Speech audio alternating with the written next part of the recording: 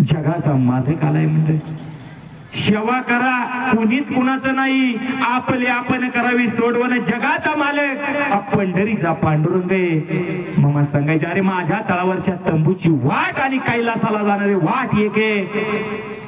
मामांच्या पाठीमागे जसा तंबू दिसतोय, तंबू असायचा पहिला, तंबूची वाट आणि स्वर्गाला जाणारी वाट एक म्हणजे साक्षात स्वर्ग येतंय.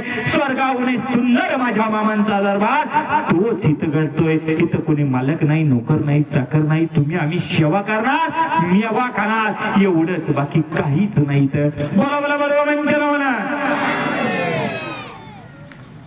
लकाप्पा बेकरीची मामांनी परीक्षा घ्यायचं ठरवलं.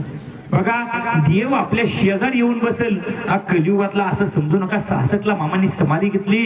मामा आज सुद्धा बकऱ्या मामांनी सांगितलं या पृथ्वी दलावरची हिरवी झाडं एकाच दिवशी महाप्रलयानं महाअग्नी जलानं पेटल. अरे त्या दिवशी नाही असं समजा.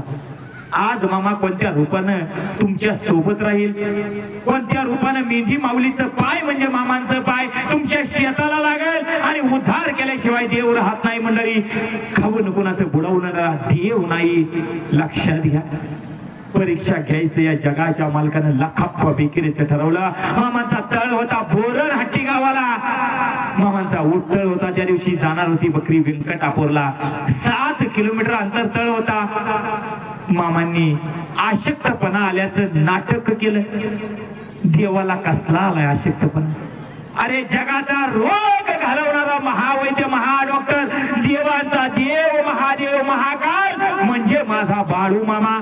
जगाचा रोग बरा करणारा माझा देव बाळू मामा कसला आलाय आशक्तपणा? फक्त निमित्त सोंग केलं. परीक्षा घ्यायची भक्ताची ठरवलं. बकरी 5 किलोमीटर पुढे सरत गेली होती. व्यंकटापूरला मामांचा तळ होता. मामा त्याच गावामध्ये बोरहट्टी गावावर बांधावर झोपलं होतं आणि निरोप मिळाला. लखाप्पा पैलवान बकऱ्या बरोबर होता. 5 किलोमीटर अंतर तळ होता, लांब होता 7 किलोमीटर. बकरी 5 किलोमीटर वर पुढे गेलेली होती. या लखाप्पा पैलवानाला कळाला अरे मामांना अशक्तपणा आलाय, मामा आजारी आहे. देव आजारी कसा पडेल? फक्त निमित्त घेतला, सोंग आणलं. भक्ताची परीक्षा बघण्यासाठी जगाचा रोग घालवणारा बरा करणारा देवाचा देव महादेव बाळूमा. आणि त्यावेळेस मंडळी लखाप्पा पैलवान पळत पळत पळत पळत आला. बोरहट्टी गावामध्ये आला. मामा बोलायला लागला अरे माझ्या पैलवाना, अरे लखाप्पा पैलवानाला, अरे मला एखादं घोड तरी आण 4 पायाचं, मला आता चालवणं झाले. बघा देव कशी परीक्षा बघतोय. त्यावेळेस डोंगर मालरान होतं तिथे. मामा अहो एवढ्या डोंगर मालरानावर कुठून आणायचं घोड? हुशार